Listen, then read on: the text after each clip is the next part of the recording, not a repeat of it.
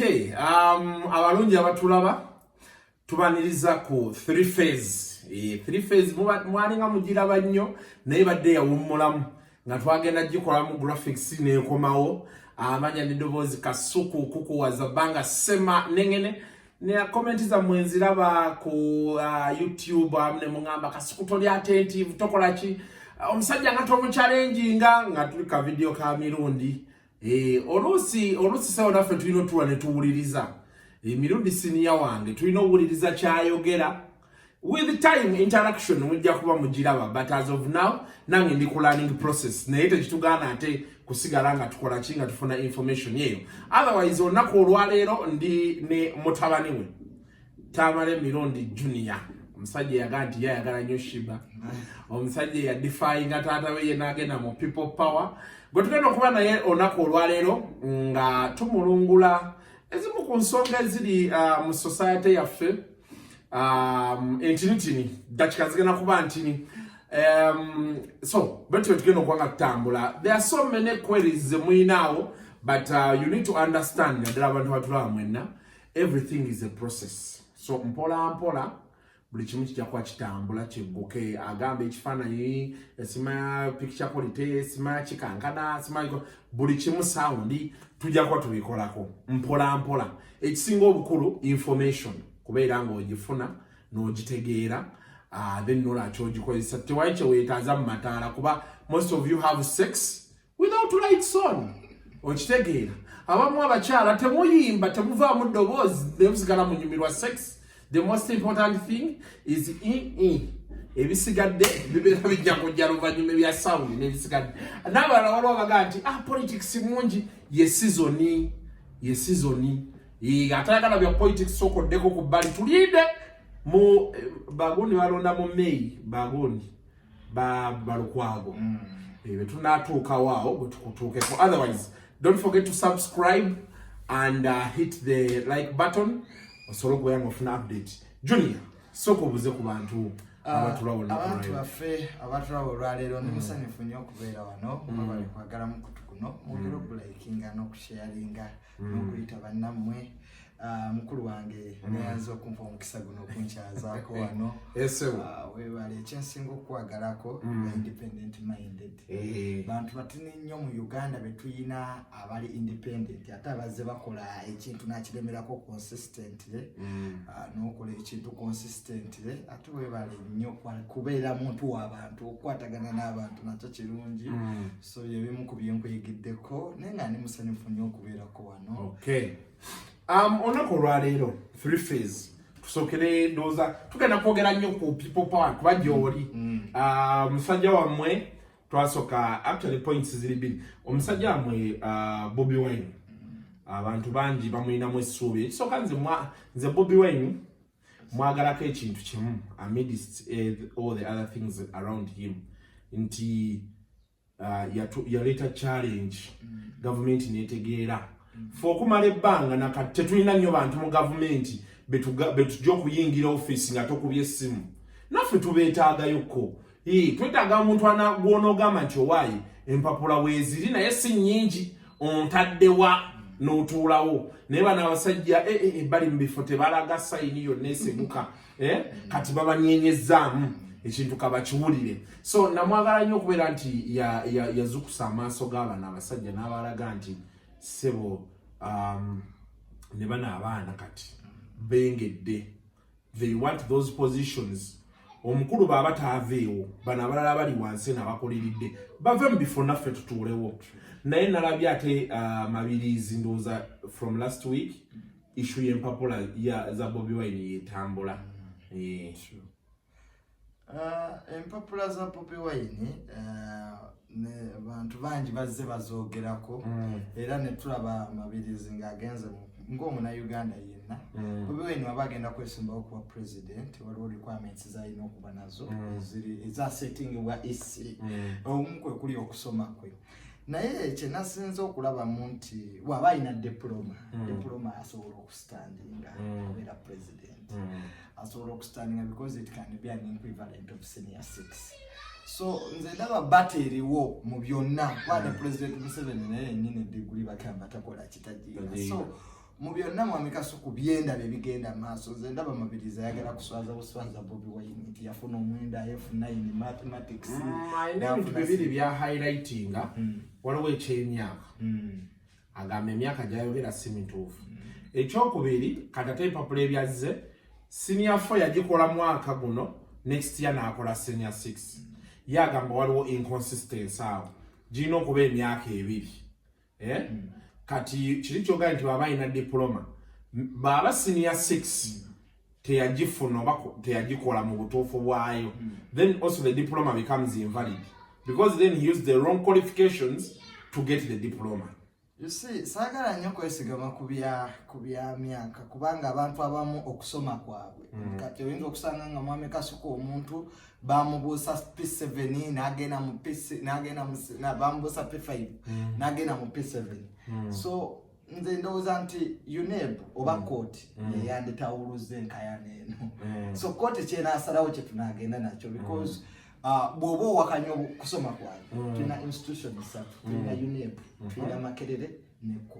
kooti kaakati Mwami Mabirizi waaba yagenze mu kooti n'ateekayo okwemulugunya kwe ng'abantu bonna babadde bagamba nti taamale mirundi toyinza kutuula mu senior 5 ate ng'olina emyaka 3 egy'obukulu nakyera kibeera tekikola logically so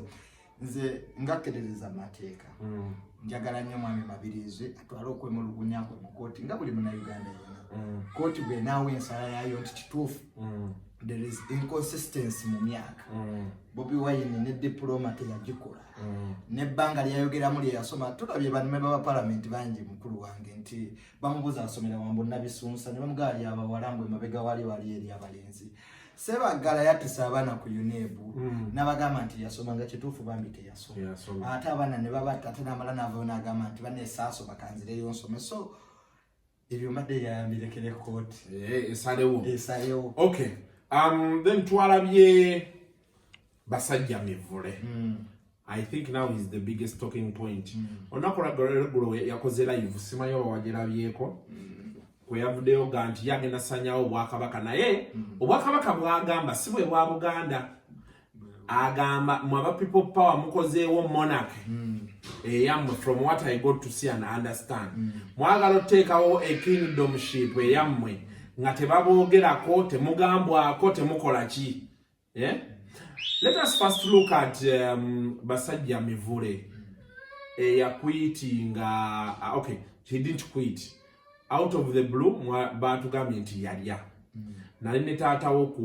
Lwokusatu naye n'aconfirminga nti Mivule yalya do you have any information to that effect?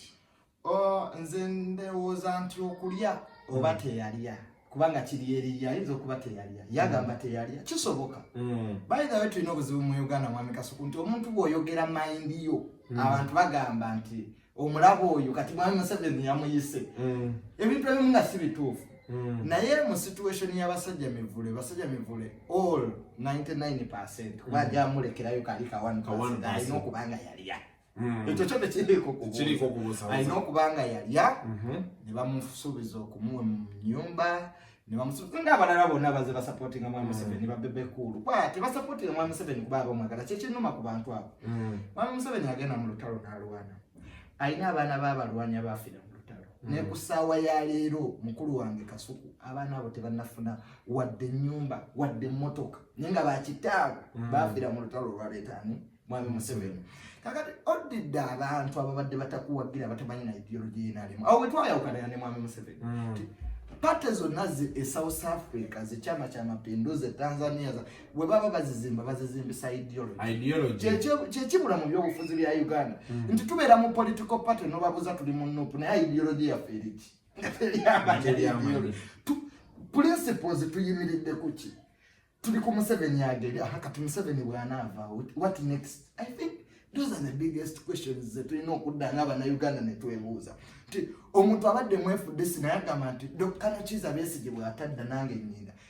You see, there is a lot of individualism. So the struggle is not about all of us. It is about one person. It's about one person. Because now Boganti Besigye, because Besigye yagamba I've run my race. Have you also run your race? kakati Besigye bwava wajja kuwagira Besigye oba wajja kuwagira nkyukakyuka ng'omuna Uganda. So byobadde okola mu struggle badde oyo kukolera Kano Kiza Besigye kakati bwagenda kati eggwanga lisigale nga tugaa nti Kano Besigye bwe yagenda Bobi Wine waba taliiwo eggwanga kati likomye struggle ekomyawo. I think that's not right. Bamandela ne babasiba Bishop Desmond Tutu basigala batwala struggle maaso ba Winnie Mandela. So we need okujja politics ku individualism netumufuula nti tuli kwa ideology ezimba eggwanga nti abantu bannabyabufuzi Mwami Kasuku bosanga ku mativi yeeyogerako nga ye nyenda bakolera kino naye si party ye takulembeza ideology ya party tefenga n'okutukiriza mu kino. So Mwami Basajja Mivule ayinza okuba yalya babadde mu struggle basajja bakulu babaddemu ebbanga nze sina buzibu na Basajja Mivule kulya kubanga after all ebyobufuzi is who eats what and at what time ngemasima bonna bano bamemba ba parliament bemulaba aba bali awo abalima nti Mwami Kasuku wentuka nyenda kukolera oluguudo weruti buli omu ayagala kufuna politics walina kuzino wabibalo eriwe tokote entuse Masaka byebyobufuzi bya Uganda abantu bava kukolerera abantu tebababulira mazima kakati Mwami Basajja Mivule nze obuzibu bwenina naye nti oba badde mu struggle nga ddala wawaayo gwe kyolowooza nti osacrifice nze kimala okulaba nti struggle ey'okulibalatinga Abannayuganda egenda maaso n'omala n'ofunamu endowooza noga nti ebintu bino bitwabibala si bwe biri kubanga first of all oli mu struggle n'abaana balina okusoma abaana balina okusoma oli mu struggle landlord tamanyi nti oli mu struggle oli mu struggle abantu beetaaga obulamu obulungi nawe ng'omuna Uganda kakati abaami bano babadde mu struggle nga tebafunyeemu babadde bagenda givaamu nga tebafunye ate nga nze challenge gyensinga okufuna actually okwongereza ku kintu ky'Abasajja Mivule nze nagambye abantu ekintu kimu wenjawukanira Basajja Mivule nyakubuulirawo naye ku kya struggle waliwo omusajja omu yaŋŋamba nanga nti Beatrice anywa baali baagala nnyo Besigye okitegeera naye bagenda olaba nga buli muntu abakoonokako Betty Kamya agenza agudde mu bintu ono agenza agudde mu bintu oli agenza agudde mu bintu ne batuuka ne beebuuza nti really is it worth it be batandika obasindiikiriza mu Nuupu mulimu abantu abalya balya naye balemedde mu Nuupu okitegeera bo bagamba nti katusigale eno beefuula mbu atwagala kubeega twagala kukola ki but of course bw'ovaayo n'oyogera nti waliyo abalya nga bakulippira okitegeera kati ndowooza Basajja Mivule be yatuula wansi baati kuba nakamiitinga bammemba ba Nuupu abaŋŋamba nti ffe twatwala Mivule alye okitegeera naye muli ne mbabuuza nti kati waki okyali mu kibiina wano nabo nga baga nti affe tukola ssente ssebo ffe struggle tugenda gifunamu ki tukola ssente kati Basajja Mivule be yafuna opportunity kuba Basajja Mivule abadde mu kintu kino ate yabadde alwanirira Buganda okusinga naye nga Buganda temuyitangako waliwo omuntu ayinza nti nga bamuyitira ki you see when someone bwogera n'osoma kati ngaabo ba Winnie Mandela mu struggle yaabwe eyaba Mandela balina abantu be baalabanga ekiro Buganda ekuweereza omuntu oba Nuupu neweereza omuntu nti owaayi tuli naawe naye tetujja kuvaayo mu lwatu naye tuli naawe ono kimugumya amanya nti kale ne banansiba bano abasajja bensisinkana ekiro bajja kuweereza omuntu ajja ntaasi oba kitegeera naye kati abantu balya musajja atuuyo nawulidde ate talina nnyumba amabanja gamuli mu bulago nasankola omu Basajja Mivule ku pizza bondi awo ng'avuga oba Primo ng'alina omukyala gwaleese naye ng'embeera si nnungi nga lockdown eyo yakajja nentunulira omusajja be nti olwa nasanga Muyanga Lutaaya ku kikubo kino ekyekisaasawo mugendo gwa ku Ben Ridge nga kumpi ali mu siripa atambula oba ne mutabani we kati abasajja ng'abo baabeera mu kifo ate n'awulira nti baali nabo bajja what do you expect era naye mu psychology nzege yasoma psychology perception yekyuka lwaki nange sigenda nefuna naye okulya si bwe buzibu kubanga ssente neza bamuwaza Abannayuganda simuwulu wa musolo naze wenjawukirana n'abantu bonna abalya okuvuma ate bebalese awe wokka wenjawukanira nabo simanyi oba Mwami Museveni oba abagamba badde ate ati nange kyenneebuuza you have got money ogenza owa Mwami Museveni yogedde ebizibu byo okay good jambo tandike ebintu byo gwenga gwe weyozeeke enfuufu naye ate mpola kuvuma bano era je problem nange jenina bana abantu okuvuma ani abeera abagamba evuma abantu kubanga okay nze conscious yange junior eri bweti bemera ngambadde naye ng'oli kyali wange nze newe nyeziza nnyo mu kulowooza okwange tekinkolera makulu ate luli badde banda batutambula ffenna ate kati nze nzize nkwogeddeko bubi bali abantu ozabeera banakubalamu amagezi babeera tebakubala amagezi so nze bwe buzibu bwange bwe nafunye ne mwami basajja muvule sisobola kumulemesa bulamu bulungi bwaba yeyamaze n'alaba nti mwami Museveni asobola okutwala eggwanga lye mu maaso nga yavudde kuba people power naye ate totandika kuvuma gundi musiyazi bano banwe bamjaga bali banwe bamwenge kati obusiyazi mu Uganda siroza tigakyali mawulire kwawe twambukako wali waggulu kwekereziya lwakuwaffe tuli bakatuliki tutya butire tugatekereziya ketugiwe ekitiibwa bw'ogendako mu basiraamu bw'ogendako ennamirembe President Museveni yennyini yaleeta etteeka ly'abasiyazi n'agamba mama bazidduka olitayiza yali alina batayiza mu kabiri so when you get money n'otandika okuvuma abannayuganda nabo bajja kuddiza omuliro kati nga fulufiga kyakola nti ofunye ssente mu kifo ky'okutondawo ebibiina by'abakyala obigabira ebyalaani because kati goyina access esobola okuyamba ku bantu batya wenjawukanira nabo naye ye mwami Museveni nzira echallenge ennina naye mwami Museveni yalowooza ffe tetulina magezi kiki waki babeera bakwata ssente omuntu omu ne bamuwa obukadde 1,000 mbwagende yekubeko enfuufu nti ffe tetulina magezi kiki anti kati awo wetwawukana era nakyo sekisikkiriziganya nakyo ekyamwami Museveni okugabira abantu ssente osanga nti omuntu bamuwadde ssente empitirivu you see ekizibu kya Uganda ekiruma abannayuganda is poor planning ministry ya planning mwami Museveni alina okuddayo anoonyewa wetwabulira generation yaffe tebagipulaningira nga bwolaba amawanga mala Japan yesinga labor force enkadde naye abasajja bali abazungu bapima ne bagaba ne tuyina ekizibu mu myaka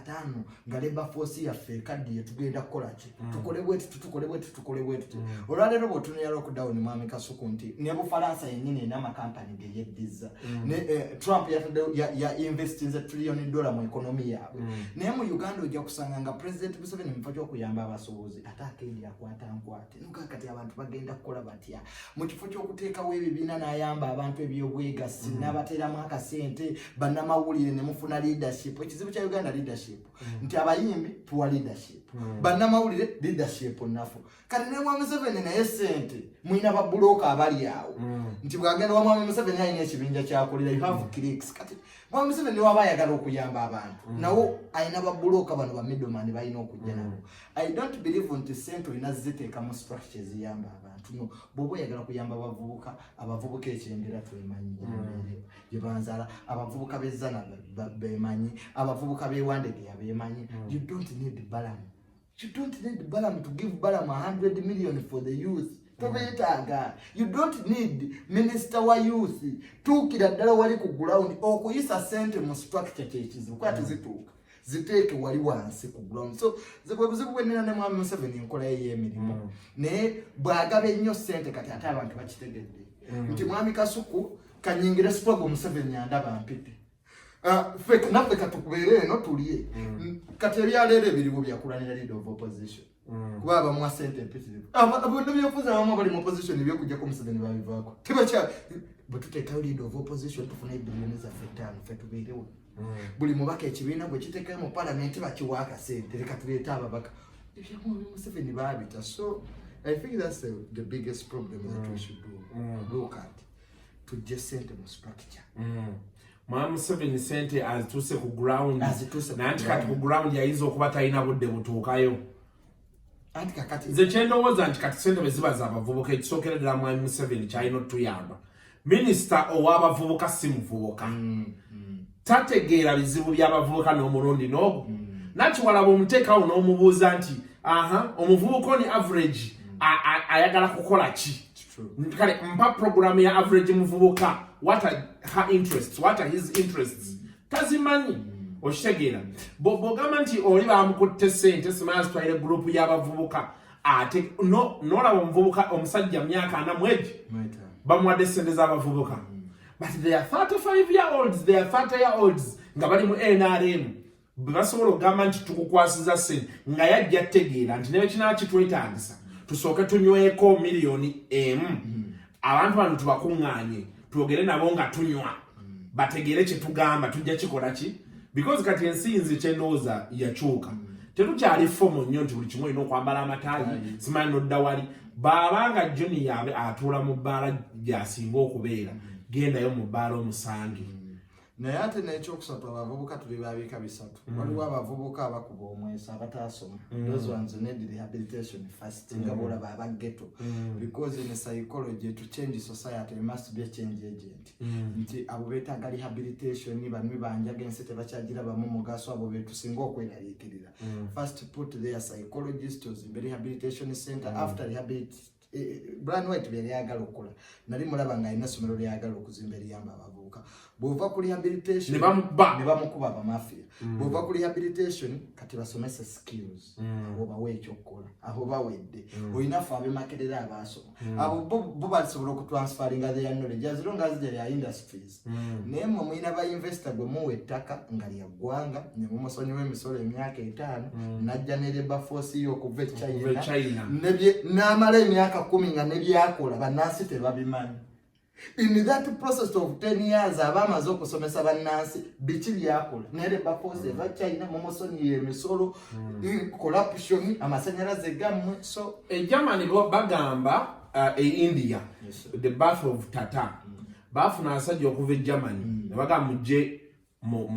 mutandika okukola emmotoka wano naye omuyindi n'abaga nti abakolamu bonna bayindi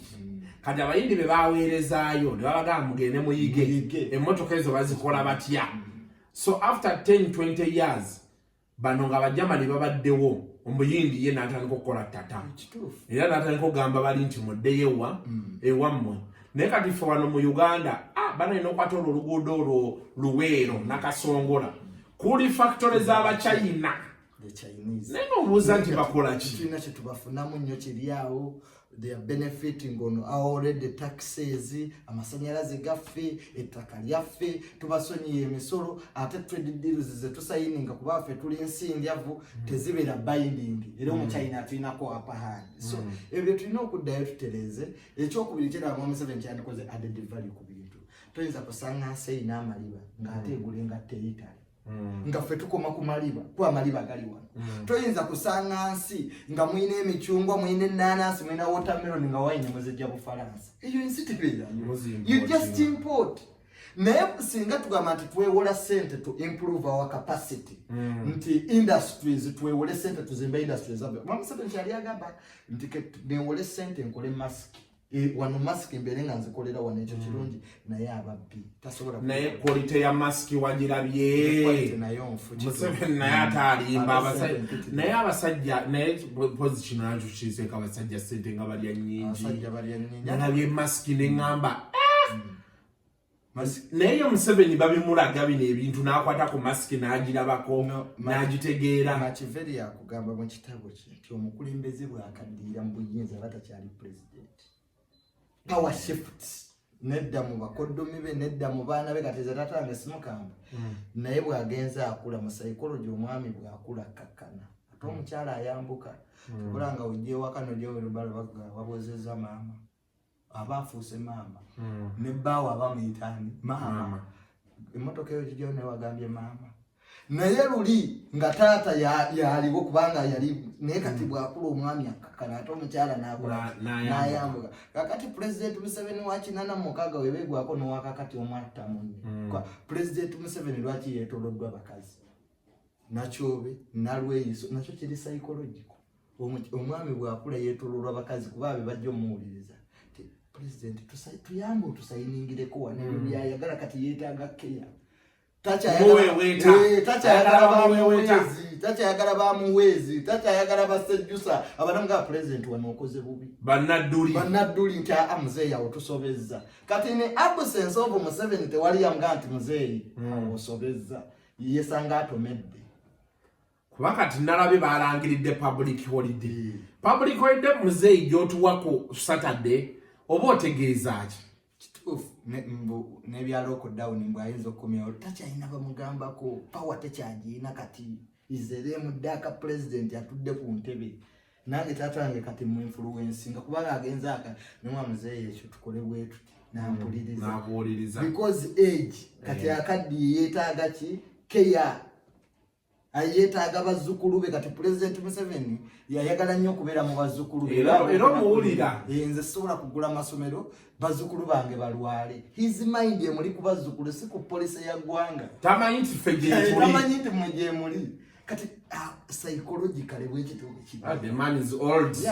the man is old ate kati ne bano nabo ne batamuyamba ne batamugamba nti president nti otumedde speaker naga nti billioni 5.6 ezaali zirina okugula emmere baagula emmere enfu ate ne bamunyiigira bunyigizi gamba mu kifo ky'okuceekinga amata mwagaba amata amafu ate ne bamunyiigira mu kifo ky'okuceekinga nti kampuni eno yali yaani lwaki baleeta amata amafu mu Uganda kati ogejja n'owulira amata amafu kati ngaago kampani nesigala ng'ekola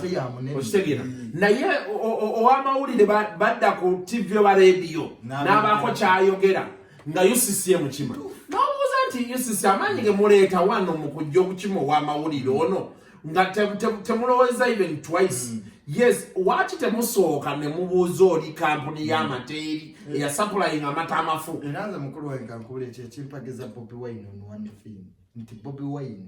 tukkirize kale si yasaanidde ng'abalala bagamba tategeera mulalu muni wange ne Bobi Wine si ye yaleeta ebiriwo mu Uganda tolinawo omunenyeza toyinza kugamba nti sente za NADS Bobi Wine yazibba toyinza kugamba nti ezakyoga mu Bobi Wine yazibba Bobi Wine advantage gyayina nti tabaddeko mu gavumenti tolinawo omunenyeza There is no way ogamba Bobi Wine ababbi abaali batunda organize abantu mu malwaliro Bobi Wine yalimu yes kati yono Bobi Wine yatuwa fresh air kale naye wanajja anakola ensobizi naye kati soka tumubale nti emyaka egisooka esatu kituufu ajja kusooka ku weeding out man Uganda tetulina system ya accountability anti ekizibu mwabana Uganda temumanyi Museveni akyusa political heads takyusa accounting officer sente bwe ziziba mu ministry ani ali responsible permanent secretary gogoba sente za ministry zonna zibeera permanent secretary era abo babigirimana they are more powerful than even some ministers oyo namuganza atasoma urban development te minister wa Kampala omujje bujje kiboga taina na urban development ebisanga wano kwa ba minister tubalonda ku regional balance nti abacholi tebetunudde mu government jangu gobera side ne not ono credibility si kunkola y'emirimu nti bakulonze nga bwe babawa mu emirimu makampani nti kasuku program you are qualified fetuli ku regional balance nti Museveni yerabamu naga abacholi bajja kunyigira gondi jangu obiriwa kati gwanga bulifaanana nti wosanga corruption mu Uganda tutusaba political aids nti minister agobeddwa permanent secretary takwatibwako sente n'ogamba nti sente zibbiddwa nga mukahanizi permanent secretary wa minister wa finance ali awo mukahanizi is the yavunaanyizibwa ku all monies mu Uganda ye permanent secretary ya minister wa finance yawandikira Bank of Uganda parliament ekola budget negisindike wa mukahanizi nawandikira Bank of Uganda nti bawe sente kakati ffe kubanga ebintu byaffe bya mafia bakulengeza minister yena avaawo naye ng'omubbi omutuufu asigaddewo Kateshumba gwe bagobe yali atufirize billion namba mu URA was Kateshumba working alone Kateshumba agende Dubai naleta ebintu nga bakamishona we bali batudde ne yisonge emanyi ne CMI emanyi ne sirika it is a big Kateshumba era bwe yamala okubba sente ali mbalala jaga beta na 5 buli kalubu until the Kateshumba was arrested Bobi Wine abantu bajja muwakira so Kateshumbwa yava buvimu office n'agenda ate yennyini ye yawandika ebbaluwa nti resigning yes and nobody cared to even invite him for a statement. No investigation. Then the president came talking tough on TV. Now mind together to a point now we don't take the president serious anymore. Chitufu nage nti bamutomeza. The law must be omusajja yakola amateeka ebungereza agaterrorism bamuyita brackets. Yali muzibe. Abangereza ne mugalo lwaki tukulira amateeka gano ntinze bane ndi muzibe we banatega bomu sijja kudduka kuba ndi muzibe sijja kumanya. The law must be universal. ngekwata ku buli omu. When you bring Brian White no mukwata mu nkwata bwetu, we want Kateshumba in the same way. Bwokwata Chitata no muteeka munda, people are looking for Kayihura na yabeereyo universal. Because Chitata was working on someone's orders. And the Chitata is not reliable for what happens in the police. The IGP, you are reliable. You have the security or in resources or in everything. Police tells the Kubera Muka Hukumi, President Nagat, police and Muka Hukumi, Ntiavana Bafuni and Buto Masomero. But metro on Itomokwata. Who is responsible? Who is reliable? I know the master. Osokera ku metro why abasuza yabakoza bujimu Kayihura could have been inside first into the police no government kawukumi nacho kikuba president kawukumi yangira mwati angawoli ti abane wange bafunye mbuto katatata yange mukambo abana be bafunye mbuto mu kikomera ayizo kyogera mbanka yes kiba kitegeza gwe ngomo za dole omusajja gabala abantu muzibu nnyo mbofunisa mwala wo lubuto shit emne byetulini Ntekeso kyambuzi kireka kakati Bobby Wine wabakubidde. Ti abantu tebandi wagidde Bobby Wine. Ne tutuse ku level okulondako nti kaleko ke tubeere ne Bobby Wine. No experience, no what? Naye mupya. Taina bajjana bonti aina simabe balese, simaba na Rwanda nabo nakola ki. Njagala ogendo nonyereze. Waliwo president yali DJ. Owe Gondi, owe Ukraine comedian, owe Madagascar. Sma Antana, something like you that. Think, you think abantu monsezo temuli mu bagezi, temuli mu ba professor. Ne society ya mwami kasuku bwetu bwiri nti n'abagezi nabo batuyiwayo. Government ya Museveni badde efugwa bagezi. Honorable Sekandize custodian niro. Tomusinga mateeka yaliko lawyer wa custodian board. Boyogera ku lawyer bano Honorable Sekandi abantu baloza musiru. Very intelligent. Naye ababa. Naye abeera bwati goloza musiru ebyatwala abalala tabimanyi because mu government ya Museveni tebaagala brain you. Bakuwa omulimu obeerenga ekifaananyi. You are not allowed to use your brain. Nti wasome makerere omanya ICT. Bakuwadde omulimu no. Abeera mukama wa batabimanyi. Kati ngoyina kubeera mulolo ya kifaananyi. That's why we have lost Engineer Badru Chigulu. An engineer was a dean at Makerere University. School of Engineering. Ali ku body ya umeme. Nti musiru. Ali ku body ya water. Je bamutadde. Ali ku water. Gatta ko Gondi. Gondi. Ono professor, former vice president Bokenya. Naye musajja mugezi ne professor in medicine. Ni lwaki brain yabo tugifiiriddwa lwa system. Nti bakayita akazu. President Gwanga alifugidde kazu. There is a clique of powerful people abali arrogant abatakiriza Gwanga lino kwetaaya. Nti tufiiriddwa brain nyingi. Kati fa abavubuka we tugambidde nti owange we bakugoba maka mama wanga bamugoba maka tetuteekamu mujjawo kati fene tugaa katubeere ne Bobby Wine si kubanga nti yasinga okutegeera si kubanga nti yasinga naye society awe tutuuse abagezi baatuyiwayo ensi yonna kati goloza lwaki mu abayimbi politics mu mututte kubanga society mu nsi yonna Cardinal Sin ya Ferdinand Marcos Bishop Cardinal ya Ferdinand Marcos Philippines Olo bolaba abantu nga banyigiriziddwa music kibeera kintu ky'amaanyi abantu gye baddukira kawange music n'omupiira revenue yetu etunyigiriza ke tulabe ku mupiira abantu ne basikamu comedy nejjula awo society ebeenyigirizibwa abayimbi babeera b'amaanyi nnyo mu ggwanga gende South Africa Mwapesaidi era music yazanye very big role gende Congo music nga Belgium babatulugunya the music industry in Congo yali yamanyi nnyo so kakati tuyina abayimbe mu Uganda tibajja kubeera bamanyi mu byobufuzi kubanga abategeevu amawulire gaagwa gabiragiro abamafia batuli bubi sijja kukino abamawulire batuli bubi tebakyatukkiriza wadde okwogera yes baga wamba buli wovayo okwogera ekintu ng'essimu evuga bannaye Chaibana katwadde no ku YouTube. Ale tugenda beerayo bazibu nnyo.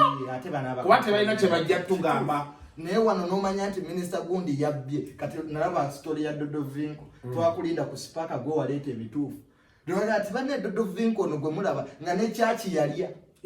nabyogerako abazalaganedda bwino yagenze okumaliriza okuvaayo mu chachi yalya chachi bwetuuka okulya ssente naye ngeri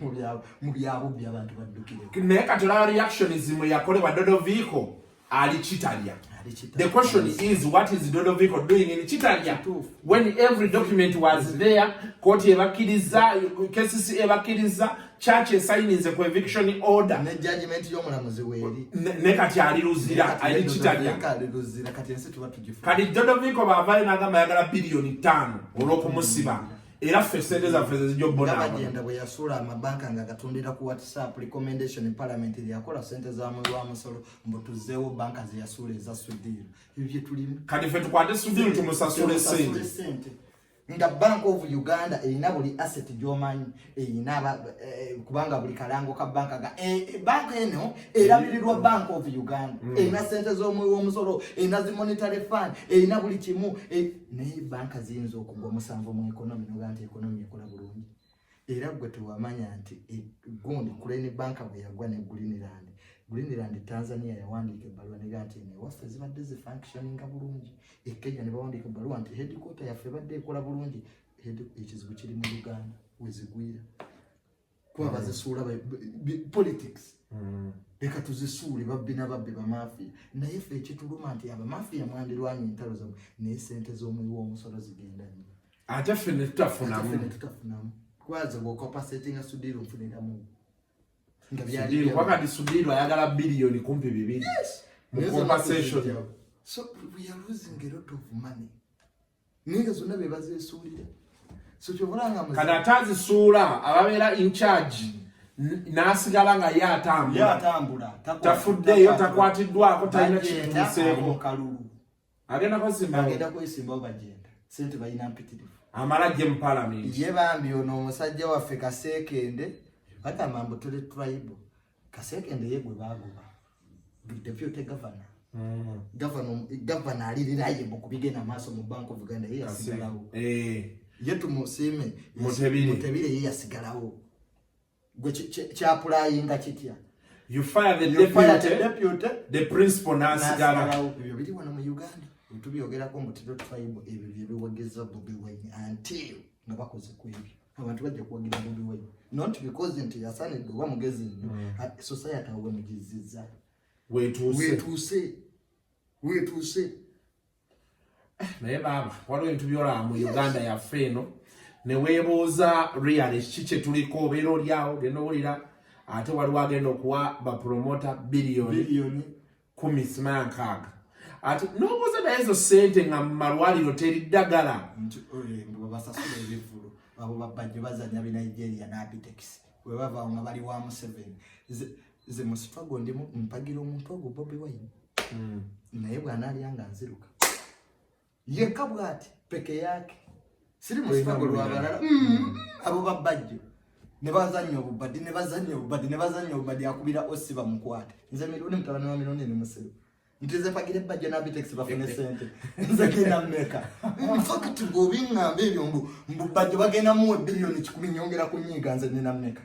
nze president yampa mmeka ndi mulwa Bobi Wine yoko omubali najja kulera mwana nenga usigara omwana mwapanga gambogenda awo tuliwo lwa mwana anyway embeera yo bwetyo bweri 3 phase kintu bwe tujja okuba nga tukitambuza buli week tukyasalawo okulaba Friday oba Thursday naye nga tulina ebintu bingi tugenda okuba nga tubaleetera nanamperiod neya politics tulaba nti opinion will be mattering a lot. Tulina abantu bafe abali ebweru abatasobola kusoma mawulire tugenda kuba tutunulira ebintu bino from the perspective endala naddala gwe omuvubuka eno message si y'abantu bakadde abagala okukuuma ebintu byabwe eno message y'abavubuka abagala okukyusa obulamu abagala okukyusa embeera baako kyoyigamu olabe kyonookola oba ekinaaba nga kisobola okuddako mbadde ne mutabani wa Mirundi Tamale Mirundi Junior. Until next time, 3 phase, bye bye.